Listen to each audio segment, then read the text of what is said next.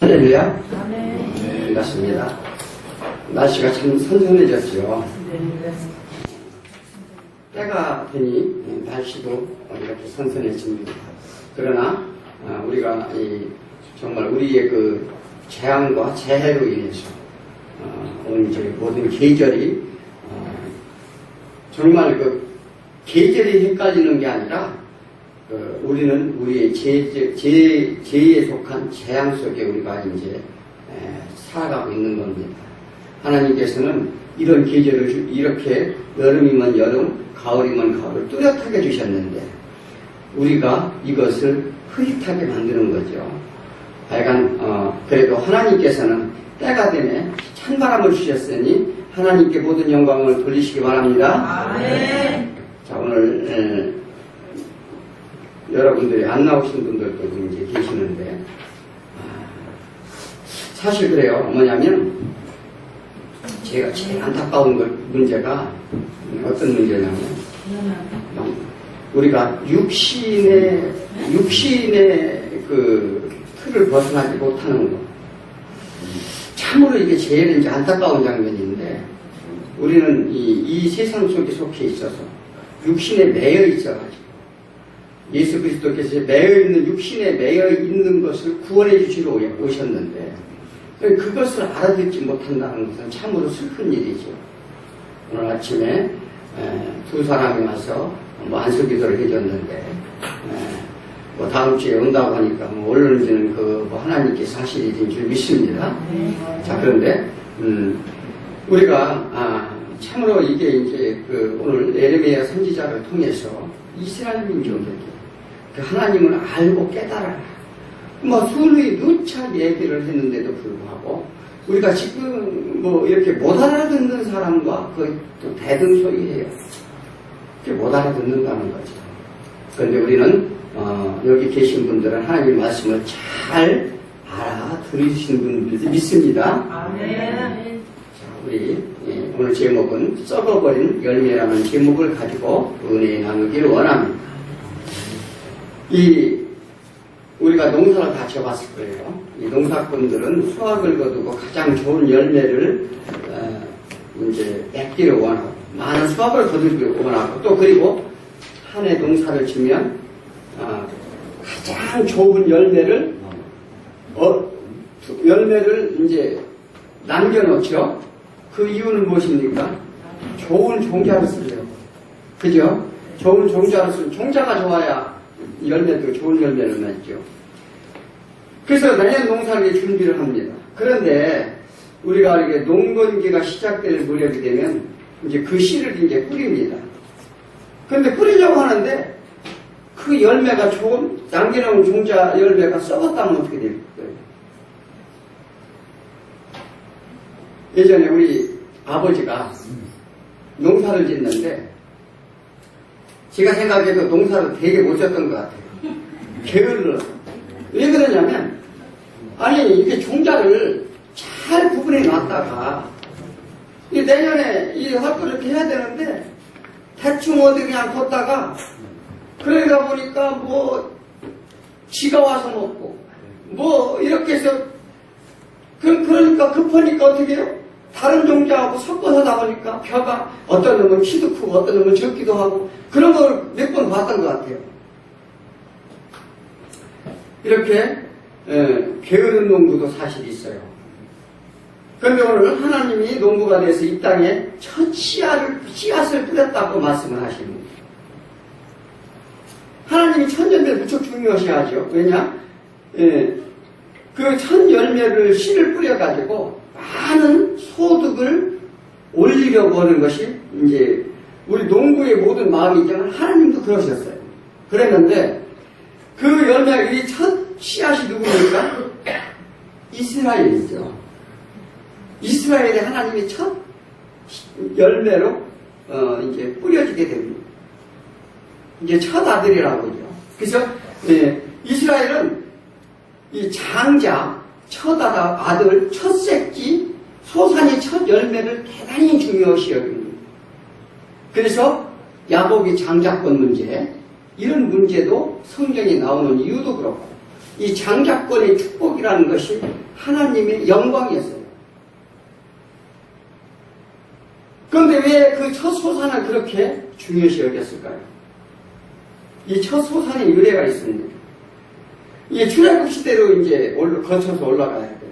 올라가면 하나님의 계획대로 애굽에서 이스라엘 민족을 이제 이스라엘의 요셉을 통해서 엊그저께 성경 공부를 했죠. 70명이 어디로 들어가요? 애굽으로 들어가죠. 그것은 누가 보냈다고요? 하나님께서 보냈다는 거죠. 예, 하나님께서 보내서 왜? 사실 애굽 땅으로 들어가는 것은 아브라함과 이삭과 여러 가지 조상들의 모습을 통해서 야곱이 애굽으로 가면 고난을 받았다는 걸 알았어요. 그래서 가길 꺼려 했지만 하나님께서 꿈에서 나타나셔서 애굽 땅으로 가라. 이렇게 말씀하셨어요. 그래서 이스라엘 민족을 밀어넣습니다. 이것은 기근으로 인한 것처럼 이렇게 보이는데 사실은 하나님께서 요셉을 도구로 써서 그렇게 이제 가나안에 이제 들어가게 되는 것이죠. 아브라함에게 말씀하셨어요. 창세기 15장 13절에 뭐냐면 네 자손이 이방인 계제되어 그들을 섬기겠고 그들이 400년 동안 네 자손을 괴롭히게 하신다 이렇게 말씀하셨어요. 그건 뭐냐면 벌써 창세기 아브라함 시대에 아브라함이 이삭을 낳기도 전이었었어요. 그때 이미 하나님께서는 어떻게 하신다고요? 애굽 땅에 넣어서 너희가 고통을 받게 될 것이다. 이 말씀을 하신 이유가 무엇입니까? 왜 애굽 땅에 가서 고통을 받게 할까요? 이것은 첫 열매를 수확하기 위한 하나님의 방법이었어요. 자, 애굽 땅에 이 애굽 땅으로 들어간다는 것은 무엇입니까? 애굽 땅으로 들어간다는 것은 이 세상 속으로 우리가 하나님을 떠나 세상 속으로 들어간다는 얘기예요. 애굽은 세상이라고 그러죠? 그런데 들어갔더니 어떻게 돼요? 세상이 떨어졌더니 애굽 땅으로 들어갔더니 그들의 종로를 받지 못하죠. 예, 하나님은 이스라엘 민족을 하나님을 떠난 삶이 이 세상에 있는 삶이 어떠한 삶이라는 것을 보여주기 위해 하고 있어요. 네? 그게 우리가 그들의 민족이 거기에 들어가서 고통받고 이렇게 있는 것 같지만 그러나 하나님께서는 그런 원대한 계획을 세워놓고 그들을 400년 동안 종로로 하게 합니다. 종로로 하게 되는데 그들이 어떻게 했어요? 울부짖어서 소리를 하나님이 들으셨다고 그랬죠. 그때 우리가 그래요. 고난과 고통을 받게 되면 그때서야 하나님을 찾죠. 그런데 하나님은 긍휼의 하나님이라 그 소리를 들으신다. 네? 그게 하나님의 은혜죠. 만약에 그런 질고의 고통 소리도 하나님 듣지 아니한다면 우리가 여기 앉아있을 소망도 없어요. 그래서 우리는 그러한 하나님의 계획 속에 우리는 이제 그 이스라엘 민족이 그 애굽에 들어가게 됩니다. 애굽에 들어갔는데 10가지 이제 재앙을 주지요. 10가지 재앙을 줘서 그들을 이제 건져내시고 모세를 보냅니다. 그런데 이 마지막 재앙이 뭐였지? 마지막 재앙이 10가지 재앙 중에서 마지막 재앙이 장자를 모두 죽이는 재앙이었어요. 그러니까 너희가 이제는 너희의 가장 장자권 첫 새끼는 다 하나님이 죽인다는 이 하나님의 그 재앙의 명령을 내렸어요. 그래서 실제로 애굽인들의 가장 이 짐승의 첫 새끼를 비롯해서 사람의 첫 장자가 다 죽게 돼요. 그런데 누구만 안 죽었어요? 이스라엘 민족만 죽이질 않았어요. 그래서 그 두려움에 애굽 땅에서 바로가 내보내지요. 그래서 이 장자의 죽음에 대한 이런 것은 이스라엘 장자 첫 새끼는 전혀 죽지 않았다. 이건 무엇을 얘기합니까? 그 장자는 내가 너희를 당연히 죽여야 될 것인데 죽이지 아니하였으므로 누구 거라고요? 내 것이라는 거지. 아멘. 하나님이 그렇게 이제 내 것이라. 너희도 당연히 죽었어야 되는데 이 예수 그리스도의 어린 양의 피로 이제 어린 양의 피로 문설주의 발름으로 인해서 피에 대속받아서 구원해냈다는 것을 알려주는 거예요. 그러니까 너희가 이 세상에서 고통받고 힘든 것을 누가 구원해주겠다? 예수 그리스도가 오셔서 구원을 해주겠다는 약속이 출애굽 사건이에요. 그게 성경 전반을 얘기해주는 사건이기도 합니다. 이게 이제 출애굽이 왜 그렇게 이루어졌는지 이해가 되시겠죠? 자, 그래서 이것은 그러니 내 백성 출애굽기 3장 10절에 보니까요. 내 백성 이스라엘 자손을 애굽에서 인도해 내게 하리라 하나님이 약속을 하시는데 왜 이 이스라엘 백성을 출애굽을 시켰을까요? 출애굽하면서 하나님이 이렇게 말씀하시잖아요. 이제 내 백성으로 만들겠다는 거예요. 하나님 약속하시는 거예요. 내 백성이 되게 하려고 사단의 올무에서 건져내시겠다. 또 그리고 하나님의 백성으로 삼으시는 하나님의 이제 장자를 첫 새끼를 첫 열매를 하나님께서 거두는 장면입니다. 그것을 이제 이 땅에 씨앗으로 뿌리고자 하는 거예요. 그런데 그 열매가 어떻게 있다고요? 썩었다는 거예요.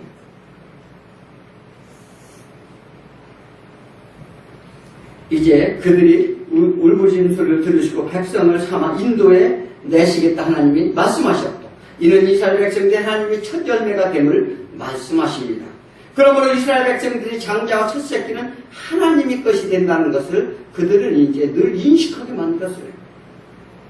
즉 하나님께 바쳐지고 하나님의 소유로 삼으셨다. 즉 그래서 열매는 첫 열매는 미랄이 첫 열매의 미랄이 되게 하셨다는 거예요. 근데 예수께서는 스스로 나를 뭐라고 비유를 뭐로 했죠?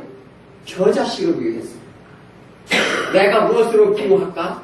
난 이 하나님 나라는 저자씨의 이 하나님과 같으니 이렇게 말씀하셨어요. 그래 마찬가지로 이스라엘 민족을 들어서 이 인류의 구원의 역사를 이루려고 그들을 첫 장자로 삼고 첫 열매를 삼아서 이 땅에 심어서 사탄이 있는 이 땅에 아니라 하나님의 이 의를 심어서 우리를 구원해 내고자 하는 하나님의 계획 속에 있었다는 거죠.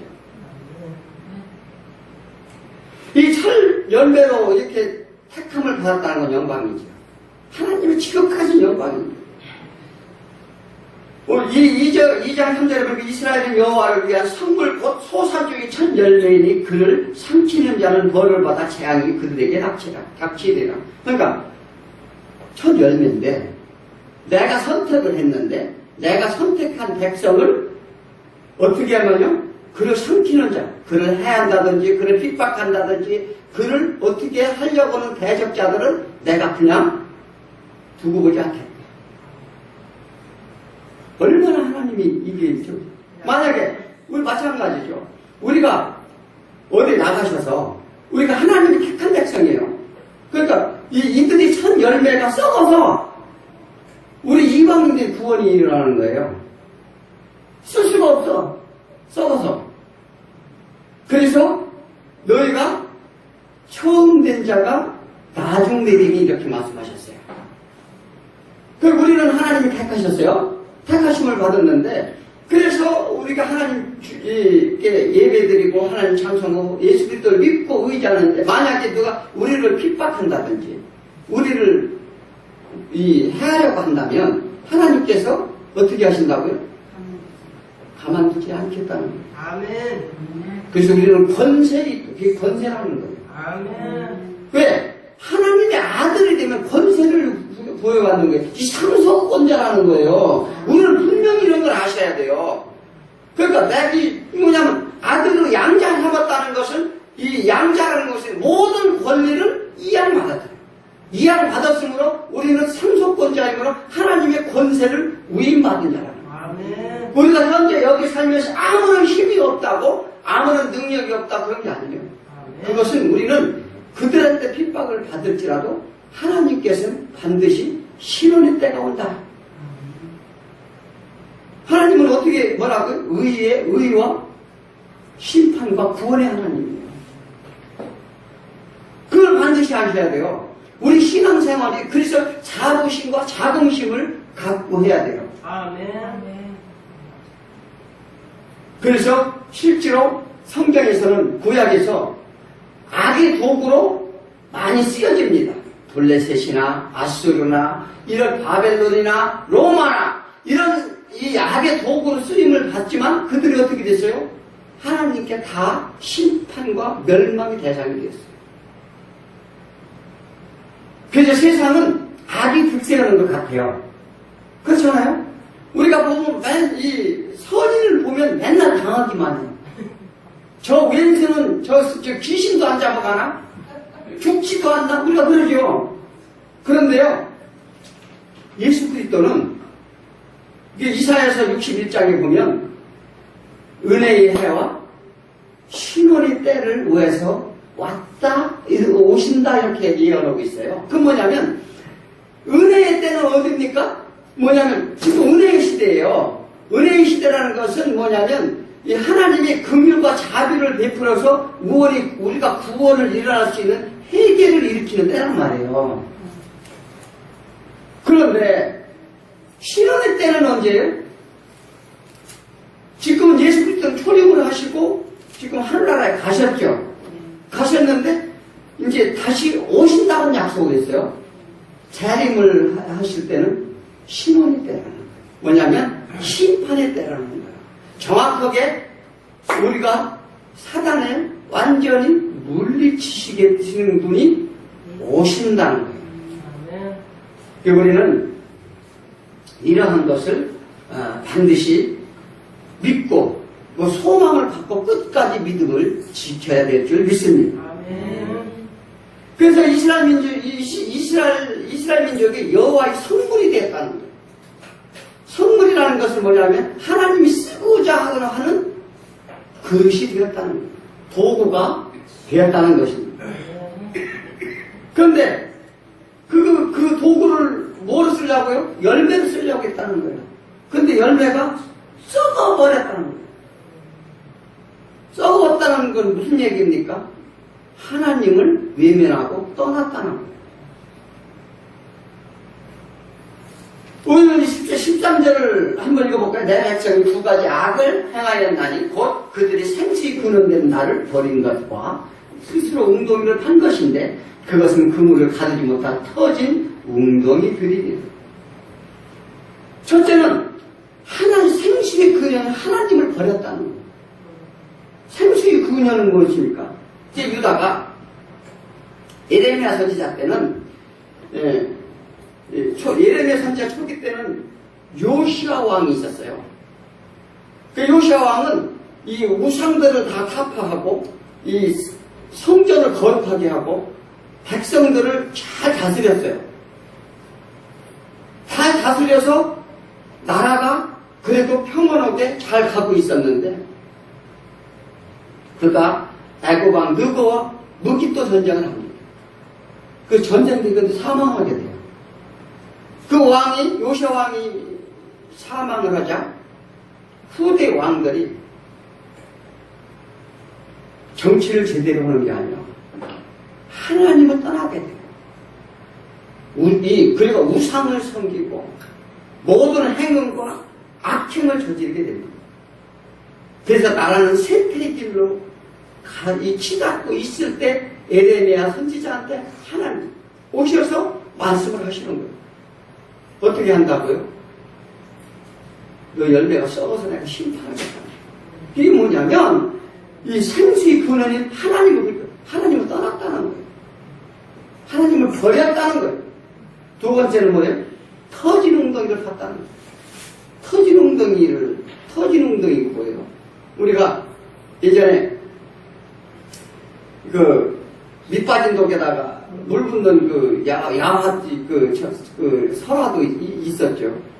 밑이 빠졌는데 밤새 콩쥐 팥쥐에서 나오나요? 뭐 두꺼비가 막아져가지고 네, 이제 이 구멍 뚫린 거 두꺼비가 막고 있어서 그걸 다 채웠다고 그렇게 우리가 구멍 뚫린 데다가 백날 물 갖다 부으면 그게 채워져요? 안 채워져요? 그런데 채워질 수 없는 것을 터진 웅덩이를 파고 거기다 갖다 물 갖다 붓는다는 거예요. 물을 부어도 깨끗한 물을 부는 것도 괜찮아요. 더러운 물, 흙탕 물을 갖다 푼다는 거예요. 이것은 뭐냐면 끊임없는 추구하는 부패한 생각을 말합니다. 그런데 자식이 허랑방탕하면 아무리 재산을 주어도 다 탕진하는 법이죠. 그래서 그러니까 어떻게 해요? 재산 있는 재산 없는 재산 다 갖다 털어봐도 다 까먹고 나중에는 어떻게 해요? 완전히 고생의 길로 가죠. 누가 하나 거들떠보지도 않는 버려진 인생으로 간다는 거예요. 지금 이스라엘 민족이 지금 이러한 길을 걷고 있다고 예레미야 선지자를 통해서 지금 말씀을 하시는 것입니다. 이 불행한 사건은 그들만이 이야기가 아니라는 거예요. 이스라엘 민족만 얘기하는 게 아니에요. 수많은 성도들이 삶 가운데 일어나는 현상입니다.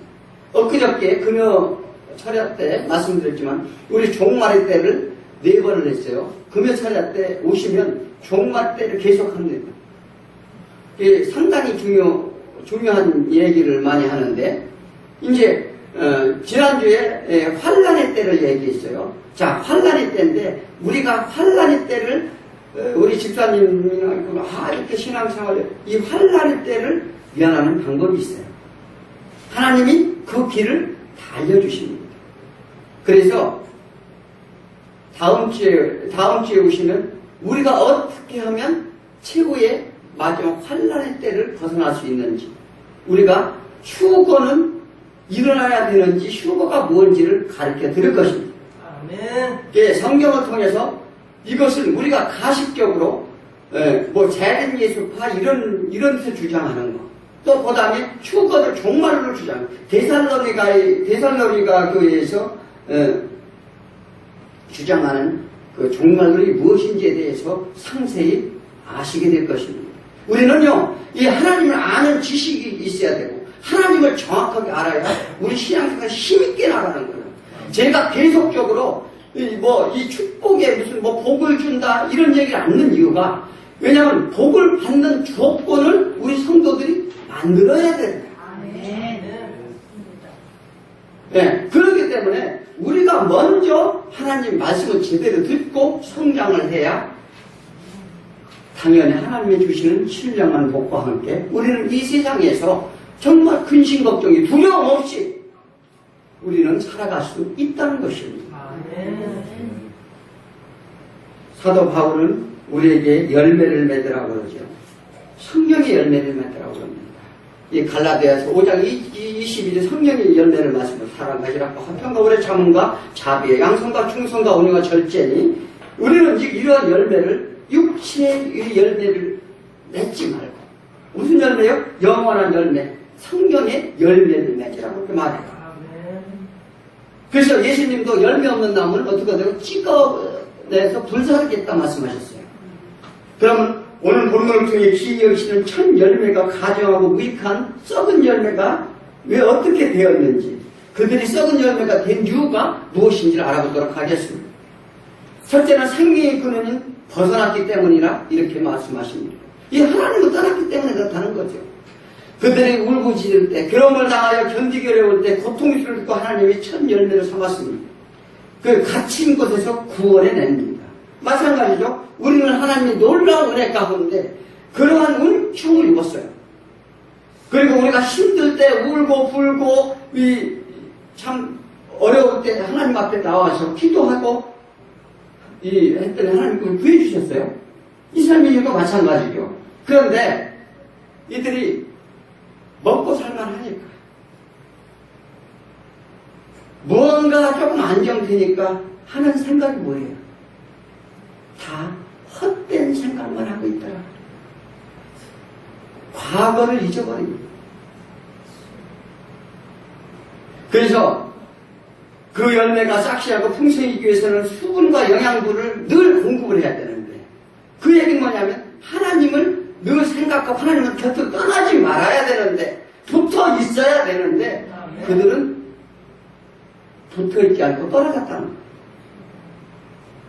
즉 생명의 호흡을 해야 하는데 스스로 떠났다는 것입니다. 아담이 선악과를 먹고 떠난 것처럼 세상이 먹은직스럽고 보암직스럽기 때문에 그래요. 자기 욕심과 자기가 자아가 살아서 자기 유익대로 고집부리고 취하며 살아가려 했다는 것입니다. 하나님이 떠난 결과는 성경에 수없이 경고를 합니다. 이 본문 5절에서도 보니까 뭐라고 말씀하셔요? 나 여호와가 이와 같이 말하노나 너희 조상들에게서 무슨 불의함을 보았기에 나를 멀리하고 가서 헛된 것들을 따라 헛되이 행하느냐. 무엇 때문에 헛된 것을 따르느냐? 왜 헛된 걸 따를까요? 우리는 육신의 눈으로 우리를 보고 듣는 데서 미혹을 받습니다. 세상에 미혹받으면 하나님은 보이지 않게 돼요. 이는 하나님과 세상을 동시에 섬길 수 없다고 말씀하셨습니다. 그래서 요한복음 15장 4절에 내 안에 거하라, 나 너희 안에 거하리라. 가지가 포도나무에 붙여있지 아니하면 열매를 맺을 수 없는 것 같이 너희도 내 안에 있지 않으면 그러하리라. 나는 포도나무요 너희는 가지라. 나를 떠나서는 너희가 아무것도 할 수 없느니라. 그런데 할 수 있다는 거예요. 하나님 없이도 할 수 있다는 거예요. 우리가 하나님 없이도 할 수 없다는 생각을 집어넣은 게 누구예요? 사단이에요. 그게 선악과를 먹은 결과라는 거예요. 그러니까 우리는 날마다 사단의 이런 미혹을 받는다는 거죠. 우리는 세상 것들을 보고 따르면 불의한 것밖에는 없어요. 그 의는 없나니 하나님다. 세상에 정의라는 게 없다는 거죠. 영혼과 육체가 연약해질 수밖에 없는 것이 우리의 이 세상 속에 사는 우리이기 때문에 그래요. 이 세상은 사단의 조종을 당하고 있기 때문입니다. 세상은 늘 먹고 놀자, 마시자, 즐기자, 내 권리를 찾아라 이렇게 요구합니다. 갖고 싶고 소유하고 싶은 욕심을 우리는 보는 게 다 그런 것밖에 없어요. 그래서 아까도 말씀드린 이것이 우리가 세상을 보는 눈이 보암직도 하고 먹음직도 하다는 거예요. 우리는 날마다는 유혹을 받는 거예요, 사실은. 이스라엘 민족 또한 하나님을 버리고 행운과 풍요에 따라 살아갔기에 하나님이 예레미야를 통하여 심판의 필연성을 말씀하십니다. 우리는 날마다 세상 가운데 실험을 받습니다. 이런 세상 가운데 노인자라는 것을 항상 우리는 기억하고 살아가는 거예요. 그게 사도 바울이 얘기했잖아요. 나는 날마다 죽노라. 왜 죽는다고요? 세상이 보는 눈이 다 그거에서 나는 날마다 미혹을 당하게 한다는 거예요. 그냥 날마다 죽어야 된다는 거죠. 내가 살아서는 그걸로 쫓아갈 수밖에 없으니 내가 죽지 않고서는 다른 방법이 없다는 거예요. 그래서 우리는 이 사도발처럼 날마다 이게 우리가 세상 가운데 놓였다는 것을 우리는 인식하고 살아가는 거예요. 근데 그걸 인식 않는 게 문제예요. 그걸 인식 않는다는 것은 뭐예요? 하나님과 나와의 관계 시간이 아니라는 거죠. 그러면 우리는 생각이 글로 갈 수밖에 없어요. 당연하지 않아요.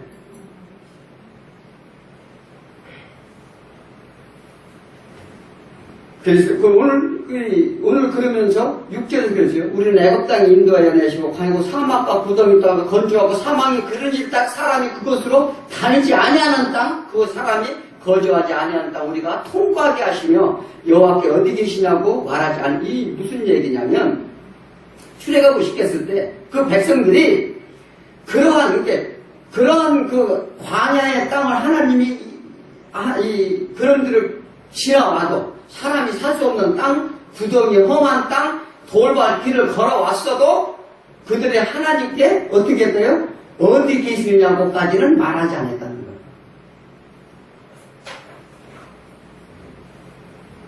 그런데 지금 이들은 뭐라고요? 그때까지만 해도 그래도 그들이 순종하지는 않았지만 그래도 어디 계시느냐고 이렇게 물어보진 않았다. 반문하진 않았다는 거예요. 하나님 없다고 말하진 않았다는 거예요. 그런데 이들은 천국의 모형인 가나안 땅에 들어와 하나님의 법대로 지키며 살기로 했으나 너희가 할 수 없었다면 나를 찾아야 하는데 이제 아주 무시하고 떠났다고 하는 거예요. 아주 무시해버렸다. 하나님, 우리는 하나님을 떠나는 즉시 지옥이라는 거야. 아멘. 그 떠난 이유가 무엇입니까? 우상숭배를 했는데 그냥 우상숭배만 한 게 아니에요. 푸른 나무 밑에 너희가 엎드려 행음하였도다 이렇게 말해요. 무슨 얘기냐면 그들의 우상신을 섬기면 거기에서 섬기던 제사상에 올라간 제물을 먹고 술을 먹고 흥청망청대며 거기에 제사장 여사제들과 간음 행위를 하고 그래서 너희가 푸른 나무 밑에 엎드려 있었다 이렇게 얘기합니다. 그게 완전히 하나님을 떠난 거죠. 하나님이 사랑 안에 거하는 거부한 이 사랑 안에 거하기를 거부한 이스라엘은 하나님의 어떤 분이신지를 보여줍니다. 이 세상의 종말 때가 되면요, 배교행위가 제일 먼저 일어난다는 게 있어요. 배교행위가 뭐냐? 하나님을 떠나는 자가 많아진다는 거예요. 이건 계속적인 노아의 홍수의 심판을 통해서 이 가나안의 이스라엘 민족의 심판을 통해서 우리가 최후의 종말에 어떻게 심판을 할 것인지를 다 예행 연습으로 보여주는 거예요. 우리는 하나도 의심할 거 없어요. 그런데 이렇게 계속적으로도 보여줌에도 불구하고 우리는 그것을 깨닫지 못하는 게 죄라는 거예요. 예레미야 39장 2절에 보니까 시드기야 제11년 넷째 달 아홉째 날에 성이 함락된다고 말합니다. 하나님께서 심판하시는 거예요. 날짜까지 아주 얘기를 해줘요. 이것은 하나님이 바벨론 느부갓네살을 이용해서 이스라엘의 공격으로 멸망시킵니다. 악의 도구를 더 쓰는 거죠. 이것은 불수종의 대가를 말해줍니다. 이로 인해 이스라엘은 어떻게 됐어요? 70년의 포로 생활을 하게 되고 또다시 억눌린 삶의 고통 속으로 들어가게 됩니다. 이는 생명의 근원 대신 하나님을 떠났기 때문이며 생명의 근원을 벗어났기 때문이라 그 죄 때문에 이렇게 말합니다. 세상 풍조를 따라 우상을 섬긴 죄의 결과요 하나님께 드려야 할 시간과 그들이 떼어먹은 것을 합한 계수의 시간을 하나님께 정확하게 계산하셔서 그동안에 하나님이 법대로 살으라고 했는데 법대로 살지 못한 것들에 대한 하나님의 계수를 계산하셨다는 거예요. 날서르셨다는 거예요. 그래서 그 시간과 날서를 합하니 70년을 너희는 징계를 받으리라. 그래서 70년의 포로 생활로 들어가게 됩니다. 두 번째는 첫 열매를 심겨진 땅은 더럽혔기 때문이라고 합니다. 자, 열매를 심겨진 땅은 매우 중요하죠. 아니, 땅을 아무 데나 이거 열매를 심어요? 아니, 우리가 농사를 지으려면 잘 가꾸고, 거기다, 좋은 땅이다, 비옥한 땅이다 심어야 열매를 맺지. 아무 데나 저기 가서 길가 어디 갖다 뿌려놓는다고 그 열매가 맺지 않다는 거예요. 마찬가지로 하나님은 지금 어떤 땅에다 심었어요? 비옥한 땅에다 심었어요? 아니면 척박한 땅에다 심었어요? 이스라엘이 어떤 땅에다 심었나요? 하나님이 심은 땅은 성경과 풍요라고 기름진 땅에 경작을 맡겠습니다. 즉 왜냐하면 신명기 11장 9절에 여호와께서 너희에게 조상들에게 맹세하여 후손들에게 주리라고 하신 땅 젖과 꿀이 흐르는 땅에서 너희 날이 장구하리라. 어떤 땅에다 심었다고요? 젖과 꿀이 흐르는 땅에다 심었다는 거예요. 그건 뭐냐면 젖이 뭡니까? 부모의 젖이죠. 부모 품 안에 있으면 배고프면 젖을 줘야 안 줘요? 당연히 주지요. 아니 자기 새끼 낳아놓고서 젖 안 주고서 우린 인터넷에 중독돼가지고 젖 안 주고서 죽이는 사람이 있더라고요. 맞아. 그럼 정신 나간 부모도 있어요? 정신 나갈 때 사단에 완전히 매여 있는 거죠. 그래서 저희 부모의 품 안에 향기가 흐르고 그런 곳으로 보냈다는 거예요. 그런데 심었다는 거예요. 그런데 심고자 원하시는 거예요. 또 이 가나안은 뭐예요? 천국의 모형이라고 그랬죠. 너희가 나를 따르면 나를 붙잡으면 이러한 땅에서 살리라고 하는 것을 알려주는 거예요. 아멘. 우리는 지금 어디를 가기 원해요? 천국으로 가기 원하잖아. 천국이 젖과 꿀이 흐르는 땅이라는 거예요. 자식이 부모 품 안에 있으면 먹을 것, 입을 것, 그리고 어떤 것들의 공격에서도 보호를 받는다는 것입니다. 가나안 땅은 그런 땅을 주셨어요. 하나님이 함께 하시겠다 약속하신 땅입니다. 그곳에서 마음에 하나님을 두고 살아라. 하나님을 기억하라 해서 주신 법이 뭡니까? 율법을 줬어요. 하나님을 기억하라 그래서 율법을 준 거지 그 법을 직접 네가 의로워지라고 준 게 아니에요. 그 법을 주신 목적은 구원을 알게 하기 위해서, 하나님의 사랑을 알기 위해서, 하나님의 구원자로 이 구원자이심을 알게 하고 또 예수 그리스도의 약속의 구원자를 보내심을 깨닫게 하기 위해서 이 율법을 준 거예요. 그런데 그들은 그 천년의 하나님의 보호하는 속에서 물가에 힘기운 나무같이 아름답게 자라고 좋은 열매를 귀하게 자라길 원했고 그런 법을 줘서 그 부모의 품 안에서 함께함을 깨닫기 위함했었는데 오늘 7절 한번 보고 내가 너희를 기름진 땅에 인도하여 그것이 열매와 그것이 아름다운 것을 먹게 하였거늘 너희가 이리로 들어와서는 내 땅을 더럽히고 내 기업을 역겨운 것으로 만들었습니다.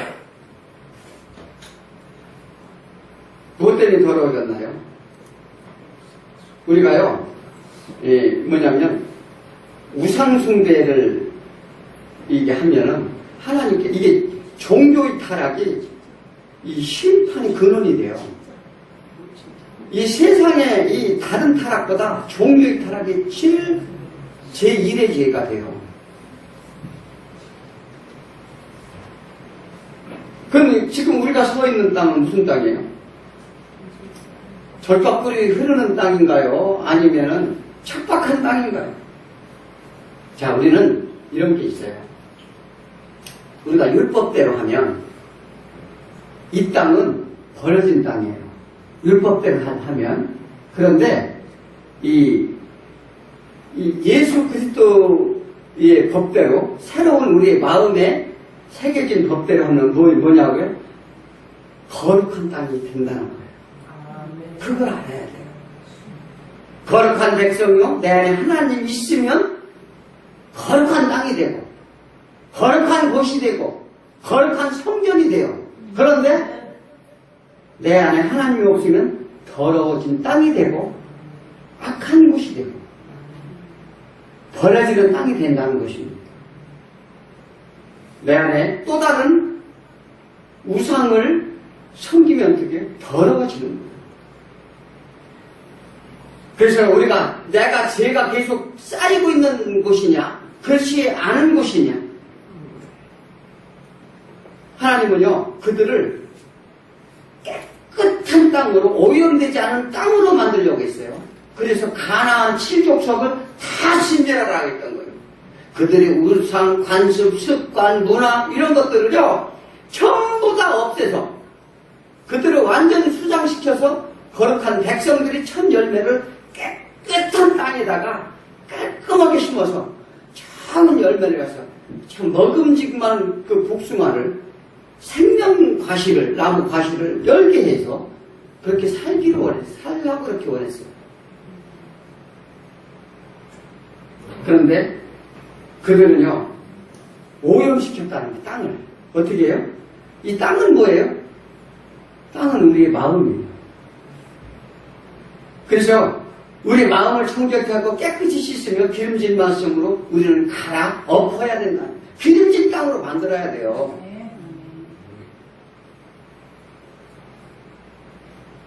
천국은 죄 없는 사람이 갈 수 있어요, 없어요? 죄 없는 사람만이 갈 수 있죠. 죄 있는 사람은요, 절대 갈 수 없는 곳입니다. 옛날에 천국이 모여있는 에덴에서 아담과 하와는 범죄함으로 다시 미혹을 당합니다. 그래서 에덴에서 쫓겨나죠. 그 결과로 수고와 고통을 얻었어요. 너희는 남자는 수고해야 소산을 먹을 것이며 여자는 해산에 고통이 있을 것이다 그랬습니다. 이미 모델로 다 보여줬어요. 다 모델로 보여줬잖아요. 너희가 하나님을 떠나면 어떻게 된다는 걸 모델로 다 보여줬잖아요. 그리고 계속 말씀, 아직 지가 따갑게 얘기를 했어요. 우리도 마찬가지예요. 지금 지가 따갑게 이렇게 하면 안 된다, 안 된다, 안 된다 얘기를 하는데도 어떻게 해요? 못 알아듣는 거예요, 못 알아듣는.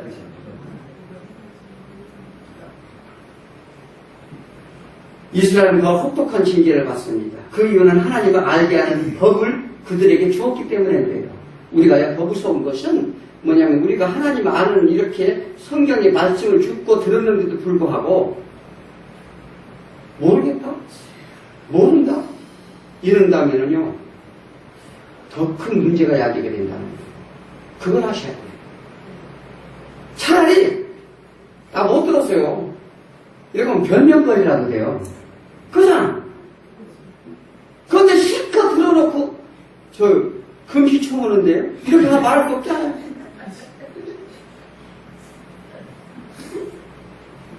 그래서 우리는 이렇게 지갑게 따갑게 이렇게 하는 것을 잘 경청하고 들으시라는 거예요. 그들은 더 고통받는데 어떻게 해요? 70년간 주권도 없는 노예로 전락합니다. 그 이유는 첫 열매가 썩어 쓴 열매만 맺혔기 때문인데 그들은 독초를 먹었기 때문이라 말합니다. 그런데 지금 우리는 어때요? 그 모든 죄를 대속해 주신 예수님이 우리와 함께 있어요. 이스라엘 민족은 율법을 지켜야 했지만 그 율법의 무거움을 그들은 깨닫지 못했어요. 그 율법으로 죄된 죄임을 고백해야 했지만 해마다 그들은 죄를 사하는 제사의식에 빠져만 있었어요. 그들은 그래서 1년에 한 번씩 제사를 지으면서 그 죄를 대세에 보려고 했지만 그들은요, 영원한 죄를 깨끗이 씻지 못한다는 걸 몰랐어요. 자, 1년에 한 번씩 죄된 것을 제사를 해서 죄 사함을 받아요. 그러면 1년 후에는 또 죄가 있어요, 없어요? 그러면 언제까지 그렇게 해야 돼요? 죄짐은 회개하고, 죄짐은 회개하고, 죄짐은 회개하고. 이거 똑같은 얘기를 하는 것이 지금. 그렇지 않습니까? 우리가 율법을 통해서 뭘 알게 해요? 잘하셔요. 잘 생각해 보세요. 율법이라는 게 그거예요. 자, 우리가 죄짐은 또 회개하고, 죄짐은 회개하고, 죄짐은 회개하고. 이건 율법의 틀을 벗어나지 못한 사람이만 하는 겁니다. 아시겠습니까? 이게 율법이라는 거예요. 그래서 율법을 너희가 의로울 수 없다고 사도 바울이 얘기하는 것이 이유가 바로 거기에 있습니다. 어떻게 된다고요? 하나님이 영이에요. 아멘.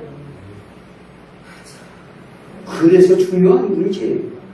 그 율법으로 너희가 할 수 없다는 걸 깨달으라는 거죠. 율법이 덮어놓고 무슨 정죄하고 이런 문제가 아니에요. 우리의 신앙생활 가운데 지금 율법적으로 행하는 사람들이 부지기수예요. 이들만 율법으로 행하는 게 아니라는 것입니다.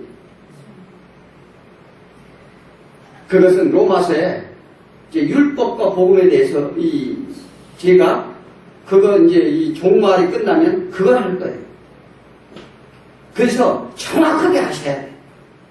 우리가 신앙생활에 가는 길이 무슨 어떻게 가야 되는지 그렇게 잘 아셔야 될 줄 믿습니다. 아멘.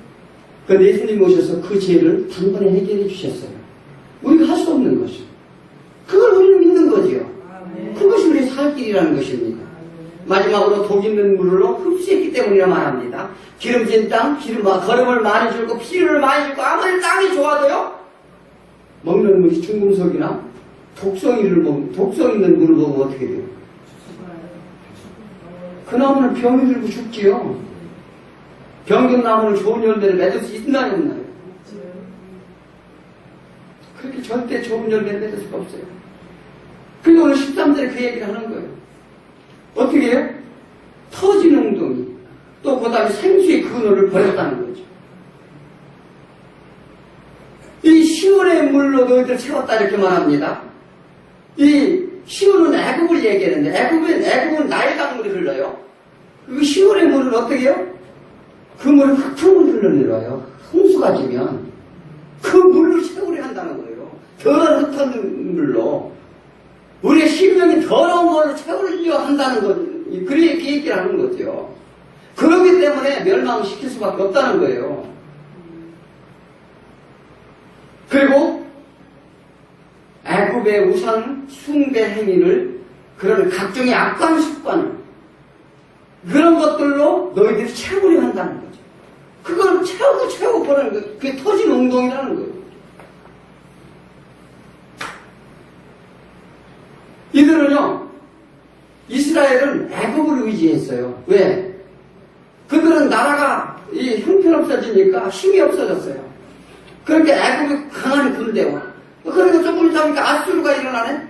아수르가 또 그러니까 막 시계 초침이 시계고라니 왔다 갔다 하고 애굽에 가서 아쳐먹고 아수르에 가서 아쳐먹고 그 붙잡으려고 하는 거예요. 그런데 하나님 뭐라고 했어요? 너희는 누굴 붙잡으라고요? 그 땅을 어떻게 줬다고요? 내가 그 땅 너희 천 열매를 삼아서 어떻게 한다고? 너희를 지켜주고 보호해주고 먹여주고 입혀주고 나만 따르고 의지하면 그렇게 다 해주겠다고 했는데 그들은 그렇지 못한 거죠. 이건 뭘 얘기하냐? 하나님을 믿고 우리가 살아야 되는데 세상의 물질, 명예, 이 지식, 이것을 가지고 우리가 살아가려고 하는 것과 똑같아요. 그걸 얘기해 주는 거죠. 그렇지 않습니까? 그런데 엉뚱한 바벨론을 들어서 그냥 사그리 심판을 하십니다.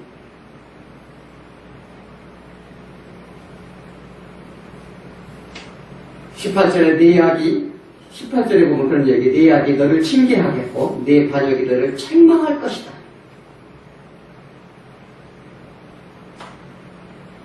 그런즉 내 여호와의 하나님이 버림이 악이요 고통인 줄 알라고 이렇게 말합니다. 네가 사월의 물을 마시려고 애굽으로 가는 길에 있으면 어찌 되니요? 또 네가 그 강물을 마시려고 아수르로 가는 길에 있으면 어찌 되느냐? 누굴 의지하느냐는 거예요. 돈을 의지하느냐? 명예를 의지하느냐? 무엇을 의지하느냐는 거예요. 세상 권력을 의지할 것이냐? 우리가 정말로 이 모든 문제들이요, 이 하나님만 의지하면 돼요. 아멘. 흙탕물은 금방 오염이 됩니다. 또한 그 물을 오래 마시면 몸에 병이 생기죠. 독초를 먹으면 나무는 병에 드는 건 당연하고 그 열매는커녕 그 나무는 죽게 됩니다. 우리가 독에 중독되면 생명이 위태롭지 않습니까? 요즘은요 중독된 사람이 너무 많아요. 인터넷 중독, 도박, 술, 어떤 물질, 욕망 모두 이게 다 독초예요. 명예, 탐심 이런 것들이 이런 독초에 우리는 걸려들면 어떻게 돼요? 영혼은 병들어가는 거예요. 내 안에 하나님이 안 계시고 세상이 찌꺼기로 이 물만 먹는다면, 이 시오리 물만, 이런 흙탕물만 먹는다면 세상을 의지하여 내가 잘 살아보겠다면 신앙의 열매는 맺을 수 있을까요, 없을까요? 세상에 독초가 너무 많지요. 열매를 썩게 하는 악한 영향력들이 널려 있습니다. 이것은 세상의 문화가 그래요. 물질 만능이 그렇습니다. 배타주의와 부정부패, 또한 이기주의와 영혼을 중용에 들게 하는 모든 요소들이 세상에는 아주 부주기수로 깔려 있어요. 지금 내 안에 있는지를 잘 살펴봐야 돼요. 그럼 독초가 내 안에 들어와 있는지, 내가 그걸 마시고 먹고 있는지, 그걸 이게 생각해 보라는 거죠. 그랬을 때 어떻게 된다고요? 예수님께 구원 요청을 하시죠. 말씀보다는 세상 지식이 더 중요하고, 찬양보다는 세상 노래가 더 좋고, 기도보다는 오락이 더 좋고, 말씀 듣기보다는 세상 자랑과 잡담을 더 즐겨하고 있지 않은지 바라보라는 것입니다. 요한복음 17장 14절 내가 아버지 말씀을 그들에게 주었사오니 세상이 그들을 미워합니다. 이는 내가 세상에 속하지 않은 것 같이 그들도 세상에 속하지 않도록 도와주시옵소서. 이 누구의 기도입니까? 예수님이 기도하는 거예요. 누구를 위해서요? 우리를 위해서. 내가 그들에게 말씀을 주었는데 그들은 세상은 말씀을 주었더니 세상의 악한 사람들은 말씀을 받은 자를 미워한다는 거예요. 그들을 넘어뜨리려 한다는 거예요. 그러니 그가 예수님이 내가 세상에 속하지 않은 것과 같이 세상에 말씀을 듣고 배우는 자, 깨닫는 자들이 어떻게 해요? 세상에 속하지 아니하도록 도와주시옵소서. 세상에 누가 우리를 위해 기도해 주겠어요? 어떻게든 우리가 사단에 넘어가지 않도록 믿음을 지키고 구원에 이르도록 기도하시는 예수님을 우리는 믿으셔야 됩니다. 누구 따라가려고? 그래서 나를 돌아보시기 바랍니다. 나의 이웃과 알라고 왜 언제든지 하나님을 외면하는지 뒤돌아보시기 바랍니다.